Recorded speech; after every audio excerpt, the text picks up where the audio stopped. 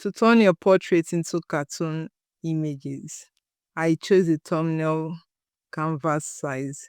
You can actually choose any size that works for you. As you can see, I've already named my document here for easy accessibility when I'm looking for it. I'm going to change my page color to black, and I'm going to go fetch the image I want to turn into a cartoon. You can just click on the upload tab and upload your image here. But I've already grouped my image into folders, so I'll be going to that folder to get my image from it. This is the image I want to work with. I'm going to take that to the side. I'm going to be removing the BG. Now let's go over to our apps on our side panel here.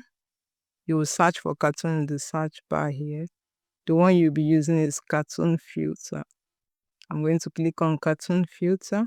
It says upload an image or select one in your design. I've selected one in my design. I'll say cartoonize and replace. Yeah.